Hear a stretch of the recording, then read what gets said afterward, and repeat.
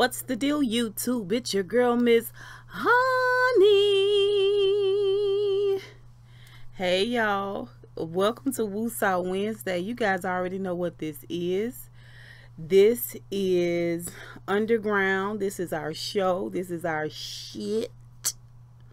Okay, this is season 2. This is episode 9. And this episode is called Citizen. How am I going to do this? This is a lot of material, short amount of time to grasp. How can I convey this over to the honeybees? What is happening in this pivotal episode? See, because next week is the season finale. So this episode has a lot of importance, okay? A lot of importance, okay?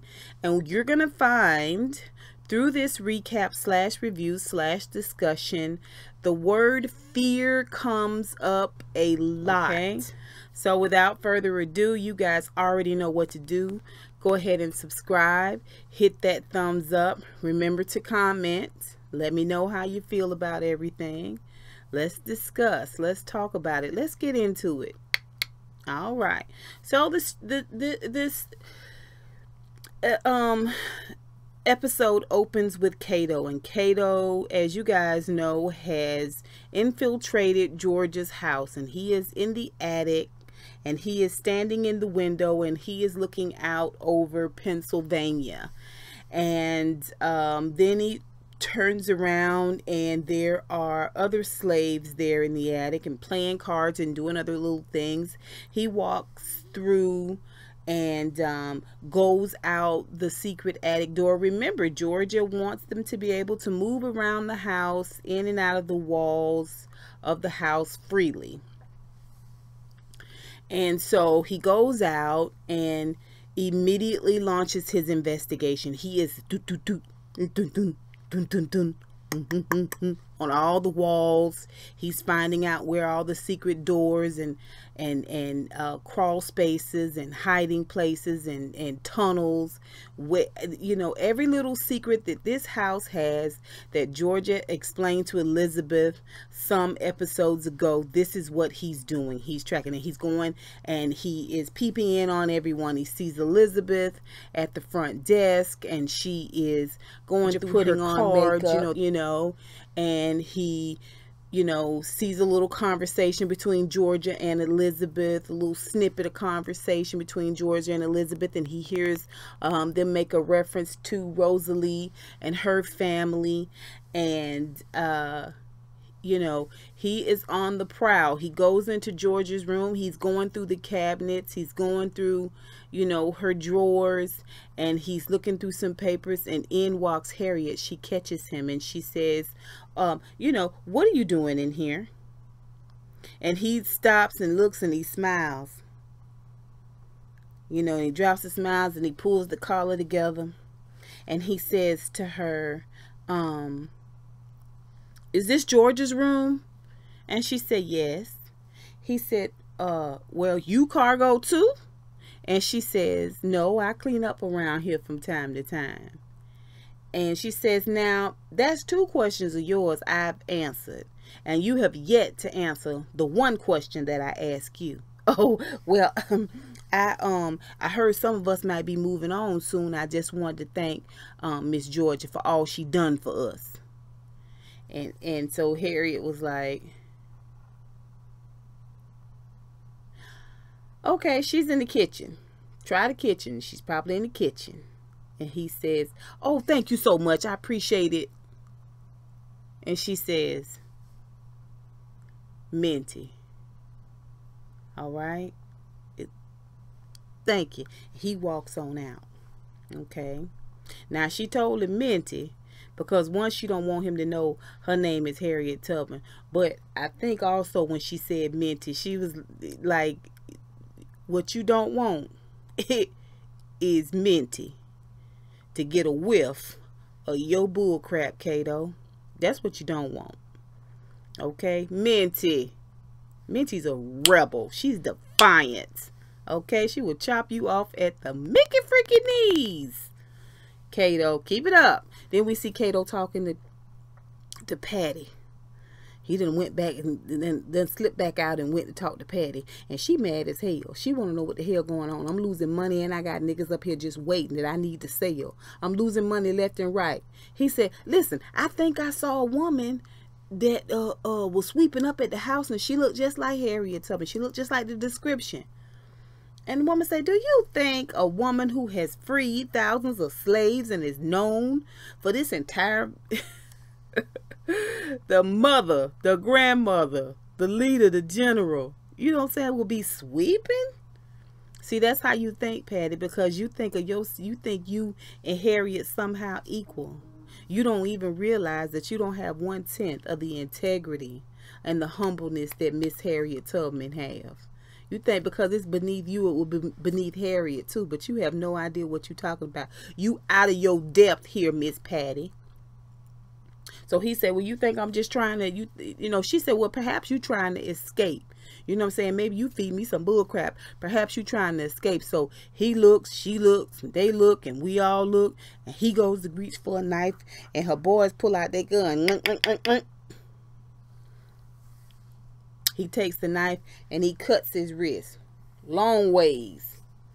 Cuts the other wrist. Long ways. Bleeds out. Patty's like, oh. You know, it take a lot to shock that trick. Okay. Cuts both of his wrists and he say, I'm right where I want to be. So next time we see Cato, he's getting his wrists bandaged up by Elizabeth.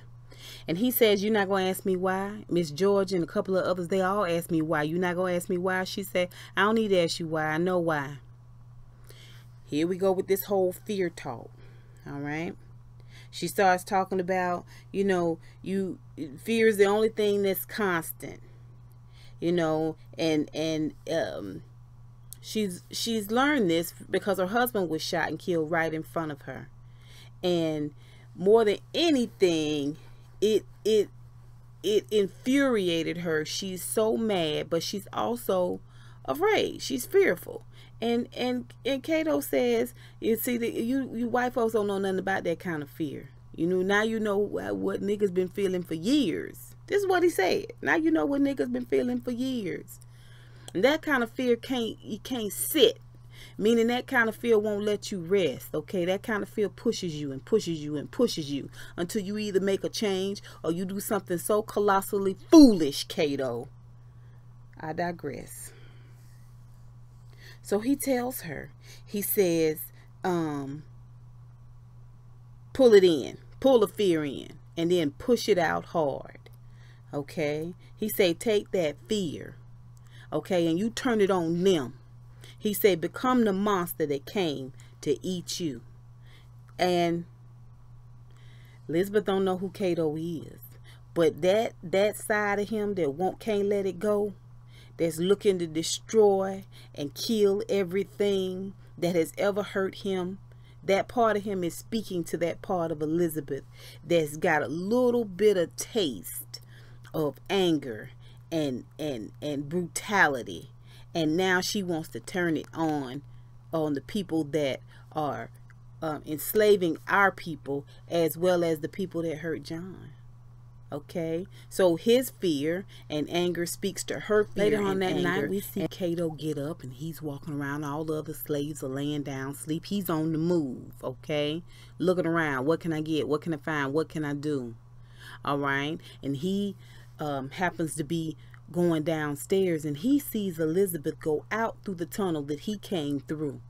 And he follows her. He loses sight of her when he gets outside. He loses track of her, and then he sees some wagon wheels trail, you know, and he runs and starts running, and then he sees her wagon, and then he hears screaming and the crackling of fire and horses screaming, animals screaming, a human screaming, what sounds like a small child screaming, and he takes off even faster and puts that light down and runs into this barn. And when he gets into this barn, he looks down and he sees Elizabeth passed out on the floor, and fire is all around him. Then we see Elizabeth wake up in the back of the wagon that she drove there in. Then we see Cato standing by moonlight, all right, in a lake, and he is washing himself off, cleaning himself. He turned around and Patty Cannon and her boys have rowed up. Okay, he gets out of the water buck naked and tells her, we got 2 days.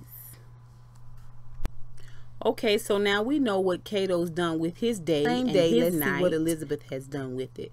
So we see Elizabeth standing at the front desk, and she is going through some cards, the cards that they use to identify people who are in the movement. And we see Cato walk by and give her a little smile, and she nods back. He goes on about his business, and in walks, she finishes looking down at cards, what she doing, and someone walks in the door, and she looks up, can I help you? And when she looks up, she sees that there's a Caucasian gentleman there. He is, listen, not gentleman, I'm using that term real loosely. It's the white man, the old cracker ass cracker. Shout out to Chris Rock. Oh, cracker ass cracker.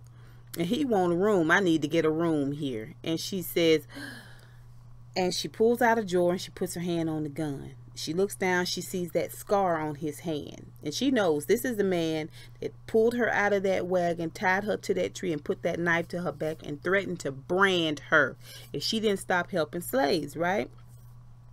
Or dealing with black folks, because now they know about Georgia being mulatto, right? Okay, so she sees that scar, she reaches down and puts her hand on her gun, you know, and she is, and he's saying, he says, is there a problem? She says, no, I just need a name for the books. And he says, the name's John Hawks. You and your husband right, both just alike, helping all these niggas out. He got what he deserved. And she hauls off and slaps the hell out of him. Okay.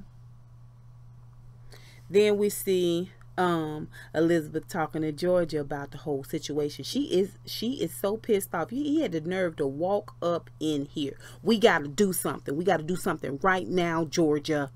This isn't right. We've got to, we've got to cut this thing off at the knees. And Georgia's like, what were you thinking? You know, she says, Rosalee and her family will be here by week's ends. We don't need any more attention to this, Elizabeth. Let it go. All right. And she says, when I came in here, you gave me a gun, Georgia. You're the one that gave me the gun. Taught me how to shoot. Where's that, Georgia? I need to talk to that, Georgia. Okay, and Georgia said, that's right. She said, he kidnapped me, Georgia. And Georgia said, I'm sorry about that. I really, really am. She said, but retaliation is just going to put us and everybody here that we're protecting in jeopardy. Okay, so Elizabeth said, I'm mad as hell. He put a knife to me. And Georgia said, listen, just be grateful you got out of that alive. He let you go. You got out of that alive. You're safe and sound. She said, just imagine if it had been me. And Elizabeth's taken back just for a second. Okay. And she said it would have been worse. All right. It could have been worse. Okay. Georgia tells Elizabeth, she said, you asked me why I passed. This is Elizabeth saying, it's not fair. Georgia said, you asked me why I was passing. You was upset with me about passing. She said, listen, a sense of safety transforms the spirit. She said, look, it's even got you thinking you invincible. Elizabeth tells her, it's not fair. That's not fair. That is not fair. And she just tells her, you don't understand. This anger you've got, it's misguided. It's misplaced, Elizabeth. You got to find a better way to do things. You can't take a elephant gun to every fly fight. This is what George is trying to basically convey over to Elizabeth, but she is so upset she cannot really, really think straight. Meanwhile, up top in a secret doorway, Cato has opened the door. He has seen them talking, and he has moved on in his investigation of the house. All right. Later on, we see Georgia find Cato laid out in the tunnel, or his room or somewhere. She finds him laid out, bleeding with this, and calls for help. And that is when we see Elizabeth begin to bandage Cato up. Okay, that is when we begin to see Elizabeth talk about fear and how it has affected her, and Cato began to tell her about what to do with that fear and how to channel that fear into a place that will help her destroy all her enemies. So Elizabeth has had this conversation with Cato while bandaging him up, and he sort of lit the fires, stoked the fires that were already burning in her, and he's got them raging. So then we see Elizabeth leave and go through the tunnel, and as you guys know, this is the same tunnel that Cato came through. She's going out, and Cato sees her.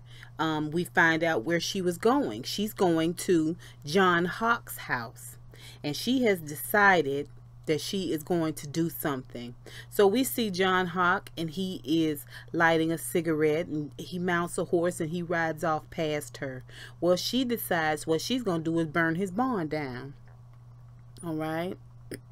So she goes and burns the barn down. On her way running off from her barn burning, she hears not only the animals screaming and all that, but she hears his son come out, and he's looking for his father. He thinks his father's in the barn. Dad, are you in there?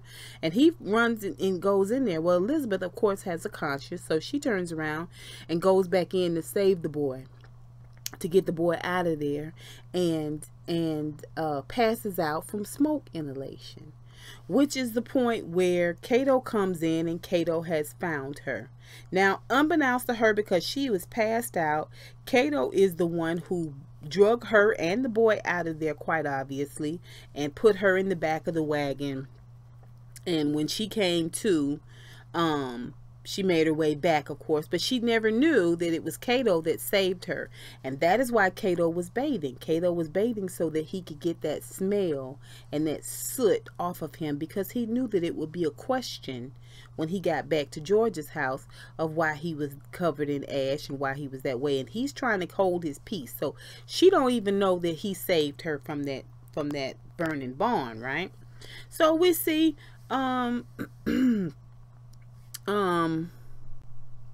so we see Georgia and Elizabeth talking, and they are standing there and they are looking at John Hawk's son covered in burns and bandages, and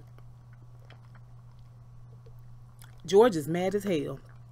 Georgia say, "This is what I'm saying. You see here, you so seething mad, and it's your anger is misguided, especially when innocent people get hurt.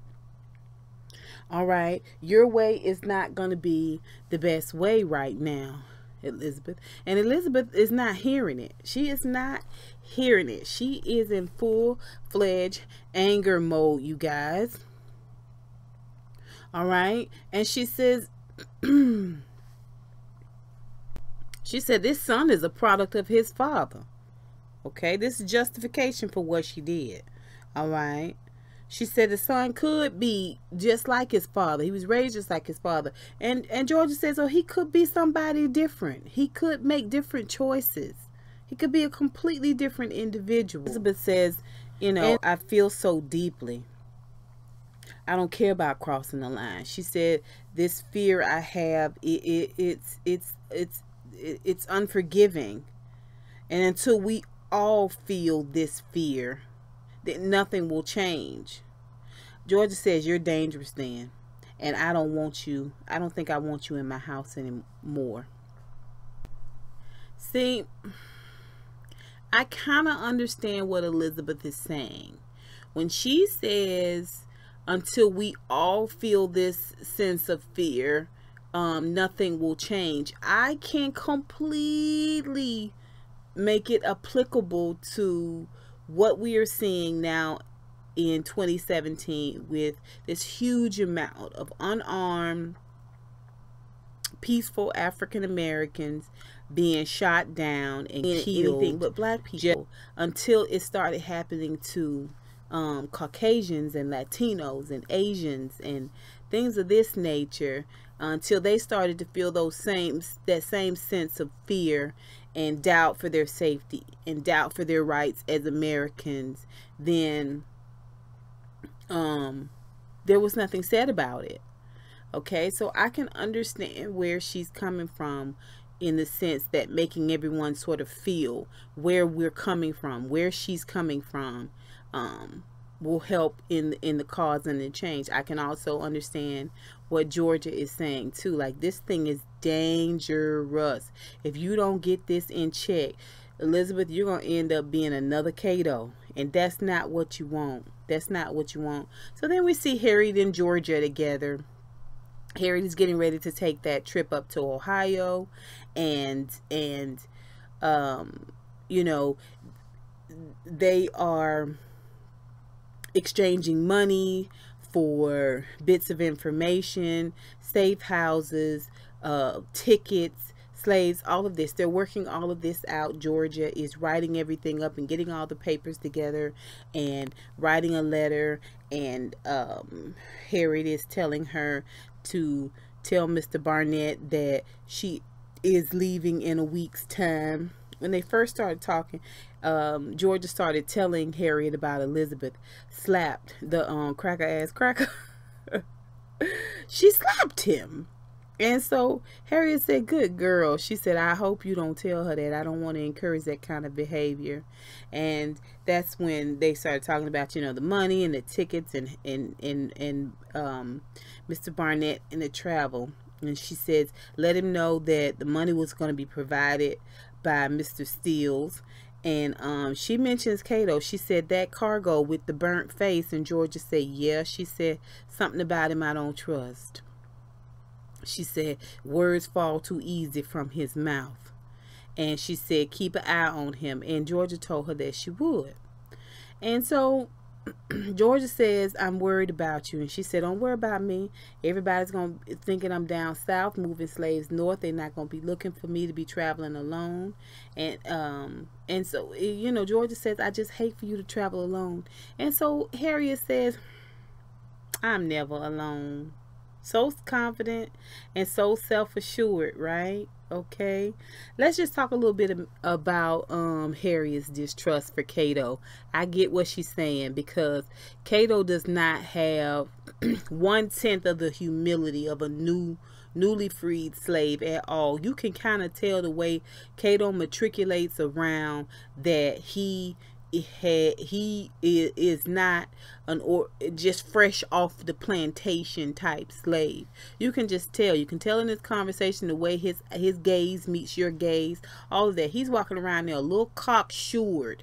Okay, he is much more comfortable being cocky, egotistical, and arrogant than he is, you know, at averting his eyes and looking down and seeming scared. He doesn't do that as easily, because that's the lie. Okay, the truth of who he is that he is extremely arrogant, and he carries himself within that arrogance. And that, I think, is the energy that Harriet is picking up on, right?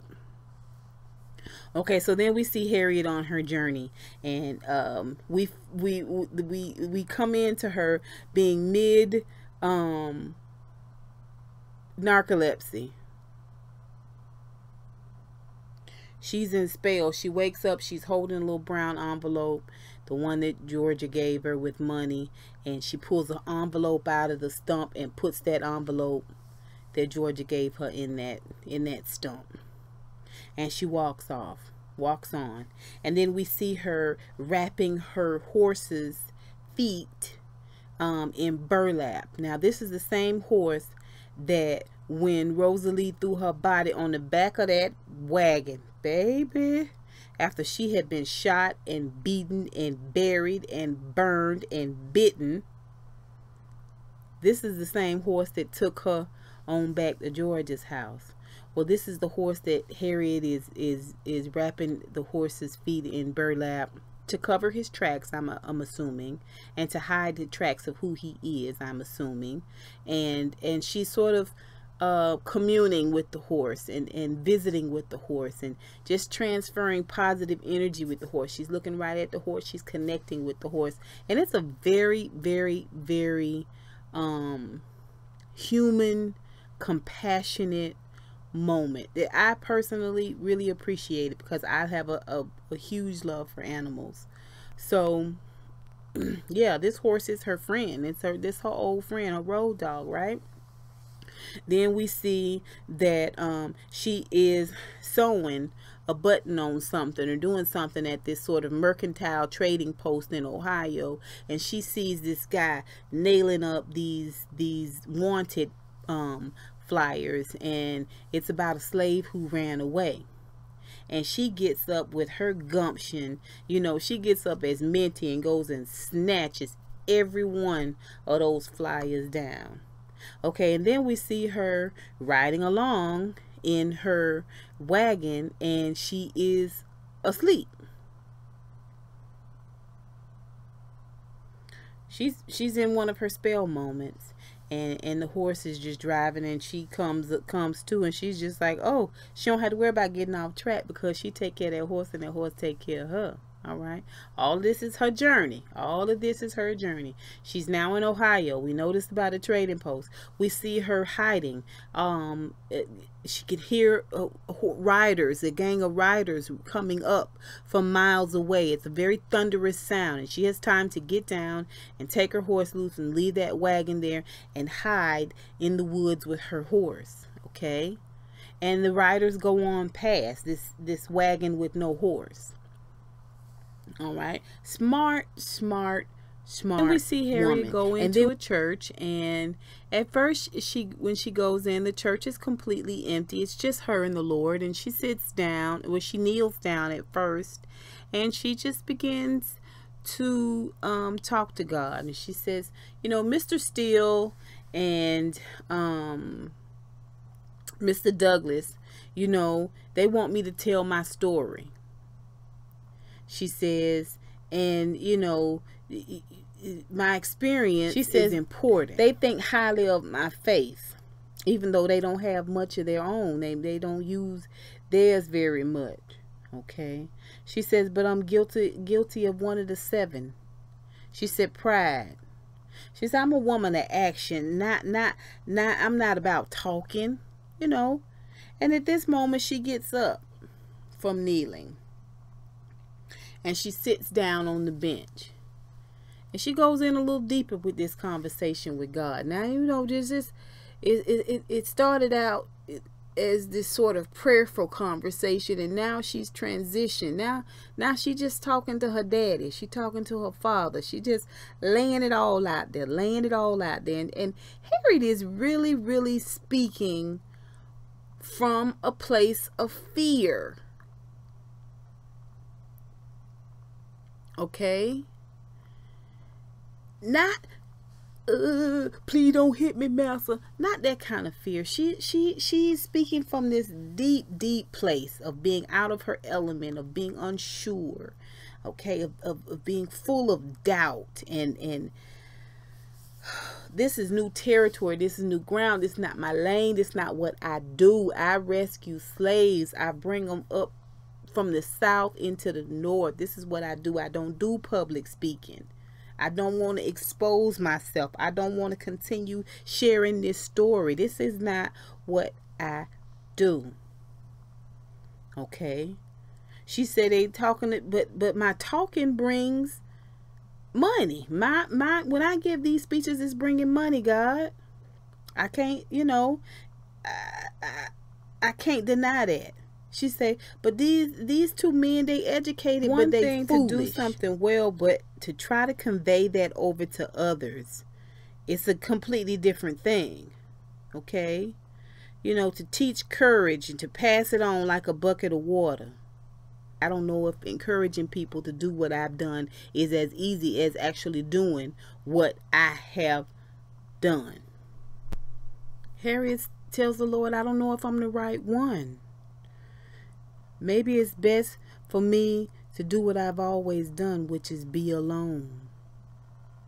Instead of trying to be something I ain't. She said, General Tubman. That's what they call me, General Tubman, Lord. Everything I do has been by your will, God. I ain't never doubted you. Ever. But I'm not sure I'm meant to lead. Okay? This conversation is important. And let me tell you why this conversation is important. One, it shows us that you know, what we have been taught in some churches about prayer is it needs to be this sort of eloquent Father God and da da da da da and yada yada yada yada yada. And we see here, this is a simple conversation. It's just you and your daddy. It's just you and your heavenly Father just talking, you know what I'm saying? And you just being as open and as questioning and as fearful and as hurt and as broken as you need to be with God in the conversation, okay? That's one thing that it shows us. The other thing that it shows us, like I said, is this level of fear that Harriet had. Even though she is General Tubman, okay? She's the general. Okay, she carries an axe and a shotgun, and she's not afraid to use either one. All right, but she still has this measure of fear. God? You say go, I'll go. But I have to ask you, is this my lane? And then we see it's huge. It is huge. All right. She's talking about coming out of her comfort zone. How many of you have a comfort zone? Raise your hands. Okay. And doing the most uncomfortable thing she could possibly do. Okay. Now you tell me if that don't fit somewhere in your own personal journey. Tell me it don't. That's what I thought. Okay, then we see Harriet crouched. And she's looking at a house. And there's a house with and there's lanterns in the window. She goes. Guy opens the door. Guess who it is? Noah. It's Noah. Yay. So, let's talk about Noah. Rosalee and Cora. Little James is still knocked out.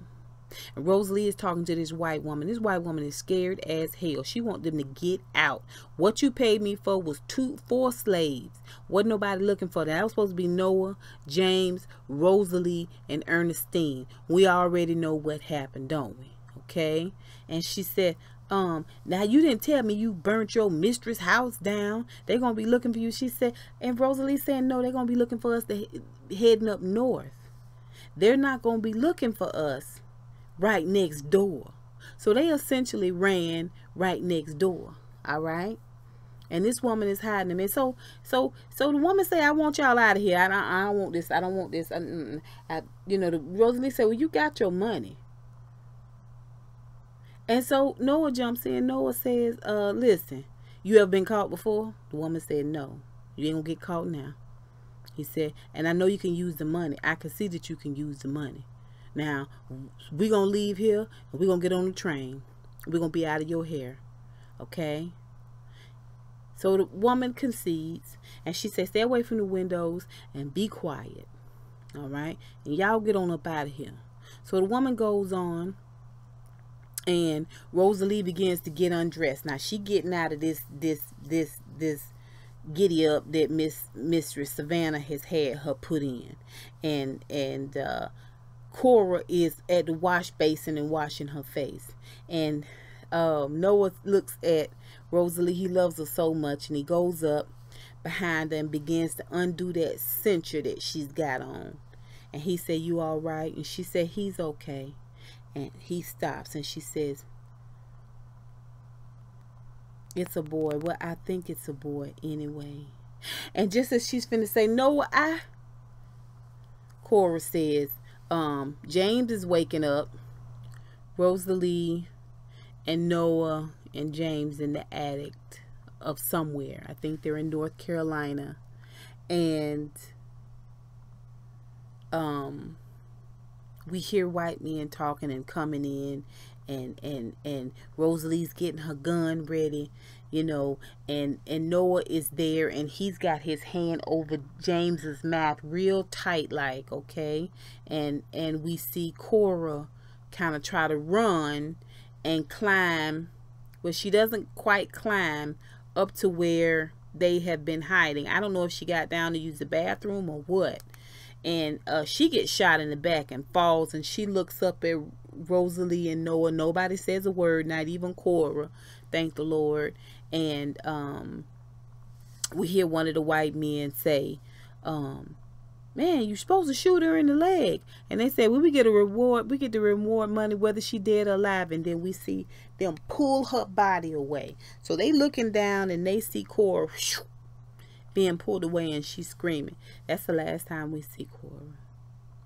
Okay, so then we see Rosalee and Noah and James in the back of a wagon, a covered wagon. A white man is driving it, and they all laying down and looking up at the James wants to know how much farther we have to go.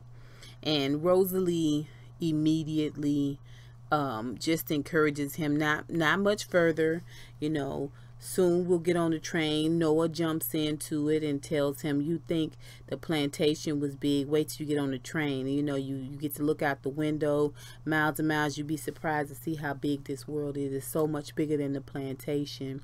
And Rosalee tells him that they're going to Ohio. She says, well, is that where we're going to live? She said, maybe. No, I don't know. We may live somewhere else. You know, where Boo is. You know Boo. And he says, yeah, I know Boo. She said, well, see, there you already got a friend. Where we going? See, they encouraging him. Because he has a measure of fear, too. He doesn't know. He's left the only thing that he has known. All right. And he knows he has to go, but at the same time, he is afraid. And so when Rosalee says to him that you will learn to read and write and get an education and all of this, he said, well, I had all that. You know, freedom don't seem no different than what I had. And Rosalee says it is different. He said, well, Miss Savannah was teaching me how to read. She said, this is different. And Noah joins in. He said, this time, what's different about it is you have choices. You can make your own choices. And so James said, oh, I can be my own master. And Noah say, yeah, you can make your own choices. He say, and you know, every one of them choices got consequences. All right. So then we're in Virginia, and we see Harriet sewing, sitting at a table sewing, and this is after she's knocked on the door and Noah's answered it. Now she and Noah are sort of sitting at the dining room table around the fire. She's sewing. He walks up. He says, yeah, Rose tells me that God talks to you. And Harriet says, yeah. He says, what does he sound like? And she said, like my old master. Ain't that something? And so, you know, it sort of breaks the ice. And she says to, Noah says to her, he says, man, I want to believe, but the things I seen, he ain't in none of them. And of course, Harriet speaks about this in her speech. She speaks about how God is not in slavery. So we know what Noah is talking about, right? And she says, he says, and God ain't in none of them. And I just don't know how you believe. I don't know how I can believe. All right. And so Harriet says, what you do for a living? What's your trade? You know, and he tells a blacksmith, and she says, my daddy was a timber inspector, and he was the same way. If he couldn't see it, smell it, or taste it, he didn't believe in it. He said, but she said, but I heard about your story.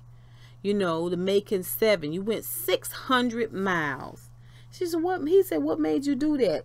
I didn't succeed at that. Then the three of us make it. She said, that's not what I asked you. I asked you why you did it. And he's, you know, he's confused. He's not sure. I ran because I wanted to be free. I knew that I felt like I could be free. I wanted freedom. Right. And she said, okay. Well, Mr. Blacksmith, what made you think you as a blacksmith were able to accomplish it? What made you, um, step off that plantation that first time and make it happen and get it done? What made you keep fighting and keep going and keep doing, you know? And he says, I don't know. I mean, I found a song and I followed it, and I said, why did you follow the song? I don't know. I guess I just believe. She said, exactly. that's what you've lost. You've lost that belief in making the impossible possible. It's not about fear or even having sense. She said, you got to be desperate and insane. You got to believe. All right. Okay, and this is good. Rosalee and Noah finally get a chance to have the conversation. Noah, he's pissed off. All right, Rosalee starts. She says, I'm sorry. He says, stop lying to me. Okay, she said, no, I'm sorry. He said, followed you 600 miles back because you sat right here at this table and lied. Put this ring on your finger, and you knew what you was hiding. You knew you was hiding this baby. Okay, you put your family before our family. All right, he said, you tricked me, you misled me to get what you wanted. He said, when I saw you in that whipping shed, he said, I felt so much fear like I had never felt before. But to hear you say you was carrying my baby, he said, that fear cut to my bone. Okay, fear. Again, we're talking about fear. And he says, you treated me like a slave. You tricked me. You misled me. You treated me like your slave. You just like your daddy. And she said, no, don't take it like that. It's not like that. And he said, no, you just like your daddy. He is 38 hot. He is hotter than fish grease, okay? All right? He's upset. And this is the moment where Rosalee really, really, really gets to see. That's my brother. I couldn't leave him there. She gets to see how her choices, how her lies has affected her relationship with Noah. All right. Okay, so let's move forward. We finally see Daniel. We see Daniel now here at the end of the episode as opposed to the beginning of the episode. Traditionally, we see him in the beginning of the episode. And Daniel is hiding behind what looks like a partially dilapidated brick wall. And his daughter is looking around the brick wall and he's asking her a series of questions. Well, remember, his master is selling off his slaves because they hear John Brown is coming. So they have been advised to sell the slaves off as opposed to having them taken or run away and they lose their livestock. Okay. So he's asking her what's going on, and she's telling him about all the people that they're familiar with, that they know that some are fighting back and the whip is being cracked. Well, who's getting the whip? No one's getting the whip. They're just using the whip to control everyone now. So the daughter is looking and she's sort of, translating over what she sees to her dad. He cannot see now. Daniel is blind, okay? And he asks her a series more questions, and she tries to answer them the best way she can. And she makes a note that there is a woman who is sitting there who has just this really, really dead look on her face. She's not crying or screaming or anything. And she's saying, I can't even describe the look on her face. Well, of course, it's shock. It's severe, severe shock. All right. And she asks her daddy, they gonna sell us too? And he says, no, I ain't gonna let that happen. Okay. Then we see him back at the house and he is cleaning his tools and his wife is talking and he's saying, I read about that John Brown and he's still close by. And she said, ain't but 9 of us left. And he says, I just been thinking about this. And she said, no, I don't want you thinking like that. She said, what if you try to make your way north and you ask the wrong person? I'm sorry, you guys. You asked the wrong person. And she says, why don't you just talk to the master? and ask him. You make good money for him, and just ask him if he could spare us. You make really, really good money for him. And so Daniel says, I know what I can do. I can go and say, oh yeah, master, I ain't no trouble. I'm blind. I'm helpless. He asked his wife, do you think I'm helpless? And she says, no, no, no, no, no. You know, she touches his face very lovingly. And he says, you know, he tells her, I'm not helpless. He said, do you, you know, I've got to do something. You know, and they don't want us to do anything. They've got a little baby. They've got the daughter, yes, but they've got a smaller baby. And the master's keeping the babies in the big house. Okay, because he thinks that's gonna keep control them. All right. So he says, you know, he talks about them keeping the children in the house, and it's supposed to keep them helpless. He says, but them keeping the kids in the house don't make them helpless, and his being blind don't make him any less either.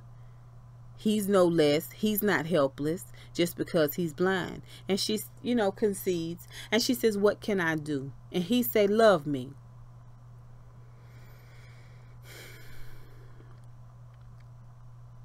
It's a moment, you guys. Pray for me. He says, be ready in case I fail. All right. And the next day we see Daniel hugs his family and he loads up.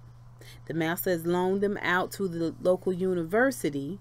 All right, not local, but to a university, and he's gonna go there and work with some other slaves. So they all load up on the work wagon and head on off. This man is blind. He gets off the wagon in the town that they're in now, and as all of the other slaves go towards work, he hears a conversation amongst some people, some men over in the opposite direction, and he just turns around and walks towards the men. Now he has no idea where he's going. He has no idea.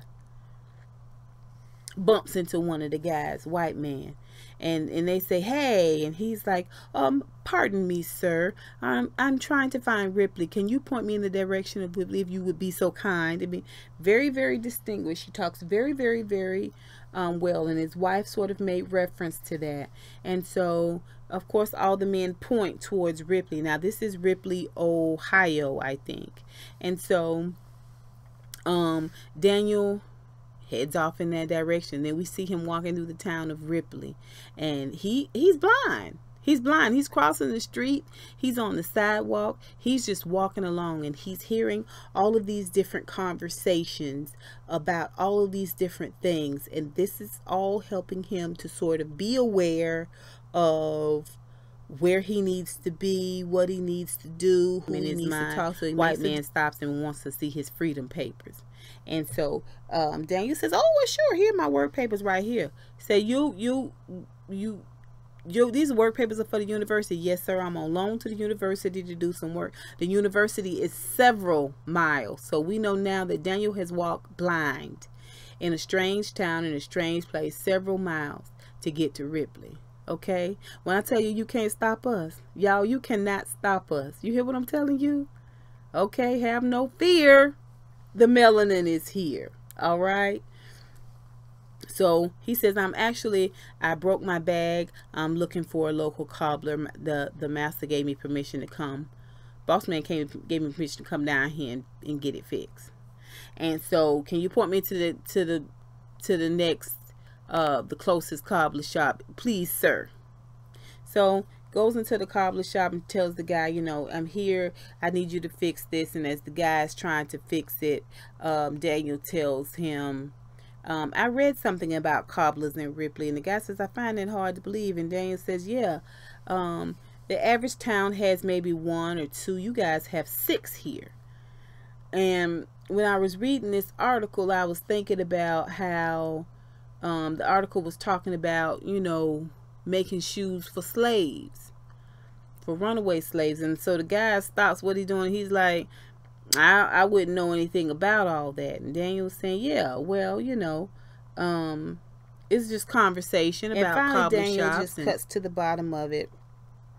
And he asks the cobbler, you know, after the cobbler finished his bag, fixed his bag, he says, how much I owe you? And the cobbler says, no charge. And Daniel says, I'm looking for John Brown. Where can I find John Brown? And cobbler says, I don't have any idea what you're talking about. And he says, listen. I don't have time for subterfuge. He uses this word. Daniel uses this word, subterfuge. Okay? All right? Big word. I don't have time for all of this, you know, alias, mystery, spy, cold talk, cold speak type thing. I don't have time to trap you or have you trap me. My family is dependent on me. I got to get my family out. Can you help me? And the man said, I can't help you. Daniel said, thank you very much. And he gets ready to walk off. When he turns around to walk off, the guy said, wait a minute. All right. Okay. So next we see Elizabeth. Elizabeth is coming down the steps and she's got all her things. She got to get up out of Georgia house because she done went too far. Okay. The kind of fighter she want to be, Georgia ain't having none of it. Well, she stops to help one last guest, okay, who's at the front desk. And she said, hello, sir. How can I help you? And we see, when the camera pans over, guess who it is, y'all? It's Daniel. Daniel has made it to freedom. It's a great moment. It's an excellent moment, you guys.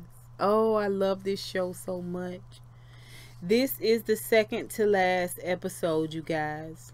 All right. Underground is going to be so good next week. It's going to be hard, fast, and riveting.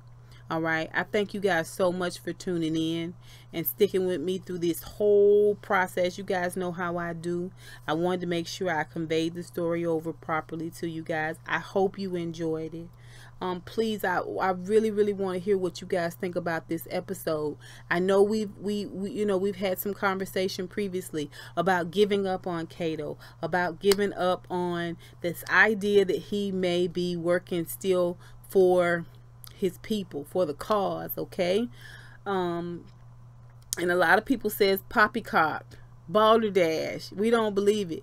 Cato ain't shit, okay? But then we see him save Elizabeth. We know now that he sang the wrong song to Patty. All right. So I'm still, as of this moment, holding out that Cato is going to be a good guy. What do you guys think about Rosalee and Noah in this huge fight that they had? I mean, she shouldn't have lied. She shouldn't have lied. But it's going to be all right, you guys. Okay, so I don't want to hold you guys any longer. I just want to tell you guys thank you so much. I love you. Please remember to rate and to comment and to subscribe. And until next time, honeybees,